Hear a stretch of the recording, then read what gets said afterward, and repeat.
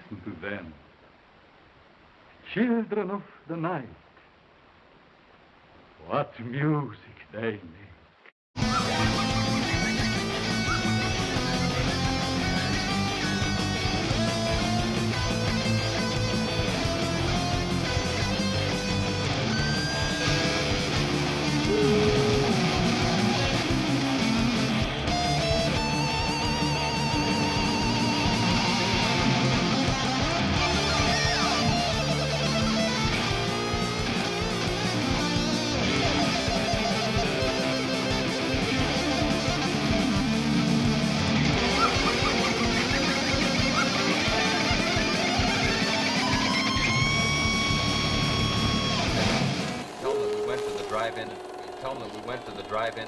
Released on May 11, 1936, Dracula's Daughter is the direct sequel to Universal's 1931 Dracula. Directed by Lambert Hiller, this is based off the 1914 story Dracula's Guest, also written by Bram Stoker, which actually was released 2 years after he passed away. It's a horror movie mixed with some suspense, romance, and some fantasy.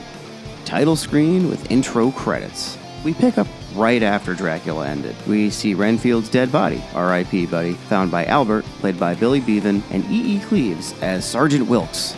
Ah, look who's here too, Eddie Van Sloan. He's returning as Van Helsing, fresh off his stake through the Count's heart. Yeah, there's quite a bit of comedy in this one too, by the way. Do you know anything about this?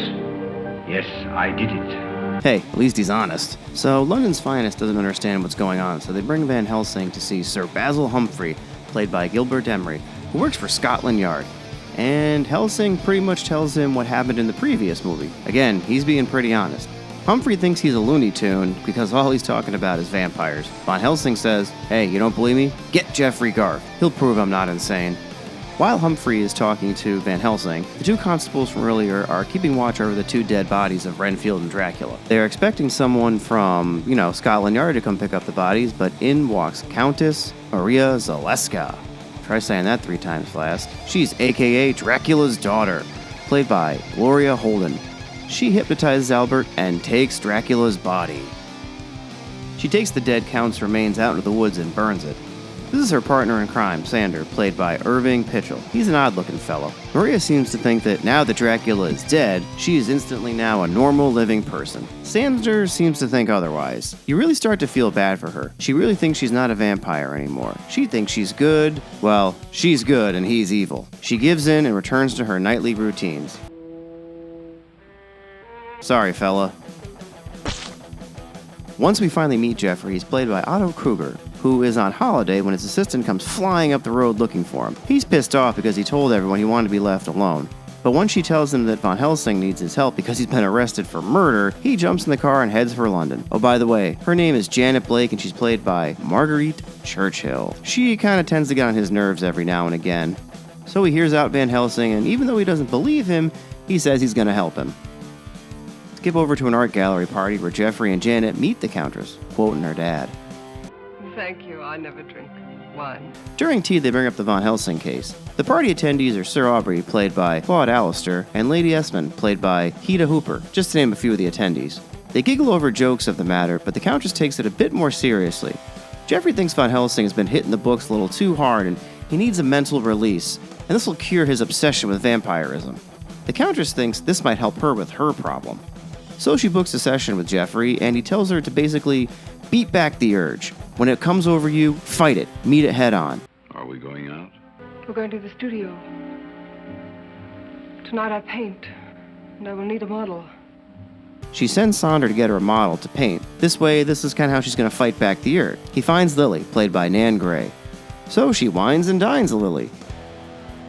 Then she just dines on her. Lily's not dead, but she's in total brain lock. And oddly enough, she has the same bites on her neck as the fellow who died earlier in the movie. So they reconvene with Van Helsing, and he tells them what he's told us all before.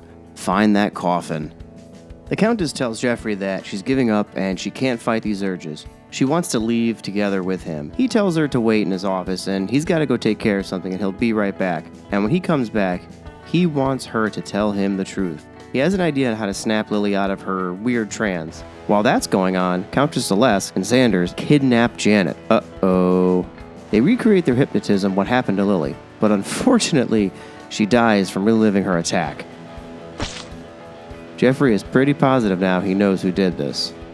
Jeffrey tracks her down and she tells him that indeed she is a vampire, and she is Dracula's daughter, and she has Janet. Man, she turned heel really quick.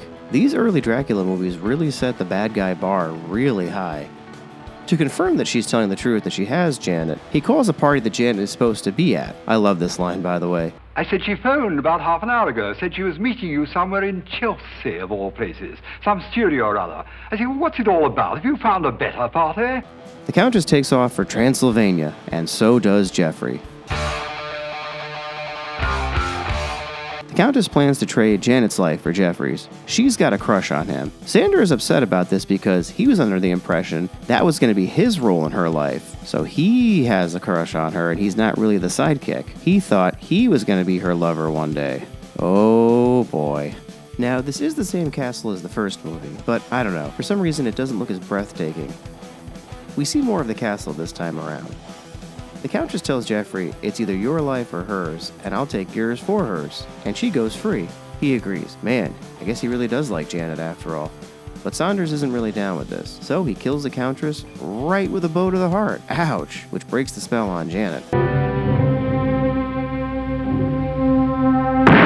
Later, Saunders. Just then, Van Helsing and Sir Humphrey show up. Janet is free, and the vampire is dead. The end.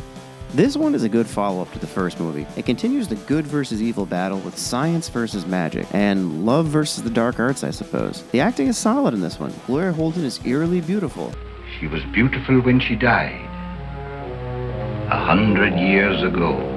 And hauntingly awesome. She's very powerful in this role. The whole cast is strong. Otto Kruger is a strong love interest for her, and he also is a good adversary. Van Sloan delivers his dialogue with power once again. The movie is, it's considered horror, but it's definitely more suspense with a touch of comedy. But it's a solid entry in the series. Do I recommend this one? Of course I do. Grab a pizza and some wine.